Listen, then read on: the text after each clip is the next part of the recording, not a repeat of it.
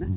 Sir මේකේ මට මගේ පෞද්ගලික මතය මේ හිතෙන්නේ මම අර පොඩ්ඩක් මේක අර සාකච්ඡා මට්ටමට යන හින්දා කතා කරන සර් මේ අර අපේ ෆාමර්ස්ලායි කට්ටිය විසිරලා ඉන්න හින්දාද මේකේ අයගොල්ලන්ට දැනෙන්නේ නැත්තේ උඩ ඉන්න කට්ටියට මම එහෙම අහන්න.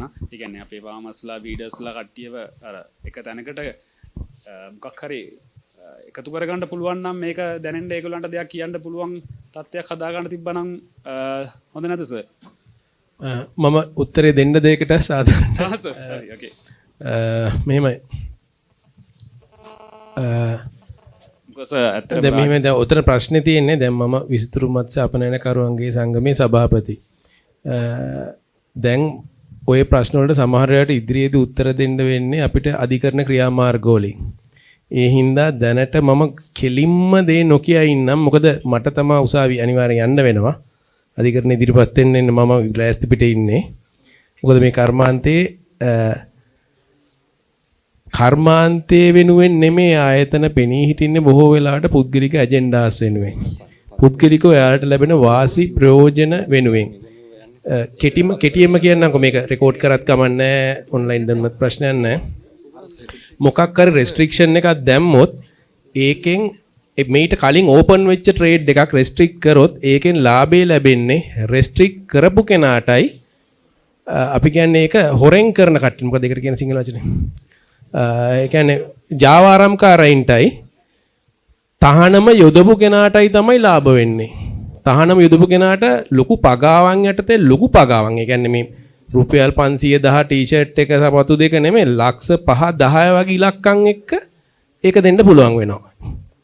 ඊළඟට ජාවාරම් කරන කෙනාට අපි හිතමු උදාහරණයකට අලුත් මාළුවෙක් කියලා මොකෙක් හරි රුපියල් 100ට විකුණන්න පුළුවන් මාළුවව 1000ට විකුණන්න පුළුවන් වෙනවා. වතුර බෝතල් ටික ඔය කියන කාරණා දෙක විතරයි මේට ඉස්සරින් විවෘත කරපු ක්ෂේත්‍රයක් මාළු නෙමෙයි ඕනෑම ක්ෂේත්‍රයක්. මේක මම නීතිඥ මහත්තයෙක් එක්ක සාකච්ඡා කරපු දෙයක්.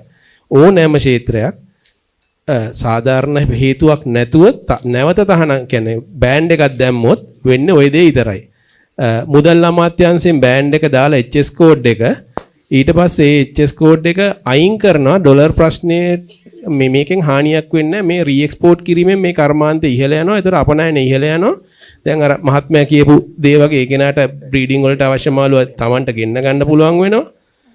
අපිට අර ඉස්සරින් අර මල්ලි කිව්වා වගේ අපේ PayPal හරි මොකක් හරි එකකින් ඇවිල්ලා අපිට මාළු එක්ස්පෝර්ට් කරන්න පුළුවන් වෙනවා සුළු වශයෙන්. ඔය කියන ඔක්කොම ට්‍රාන්සැක්ෂන් කරන්න පුළුවන් වෙනවා.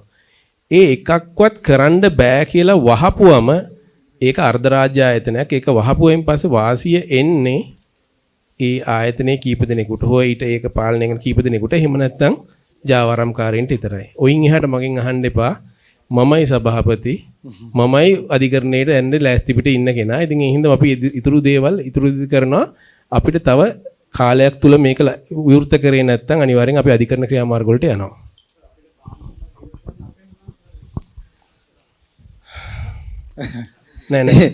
මෙහෙම නෑ ඒ මහත්මයා නෑ ඒ මහත්මයා අහන්නේ බොහොම නෑ සාධාරණ දෙයක් තියෙනවා.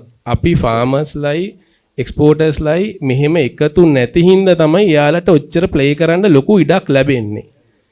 අපි දෙගොල්ලෝ එකට ඉන්නවා නම් ඔච්චර දෙයක් ප්ලේ කරන්න බෑ. ඒ කියන්නේ එයාලට ලැබෙන දේට වඩා එයාලට නොලැබෙන දේ එයාලට ලැබෙන ලැජ්ජාව එයා මේ වගේ දෙයක් කරන කෙනෙක් කියලා සමාජයේ ඉදිරියේදී වෙන පිළිකුල එයාලගේ දරුවන්ට ඉස්කෝල වලට යන්න බැරි කම ඒ ඔක්කොම එනවා.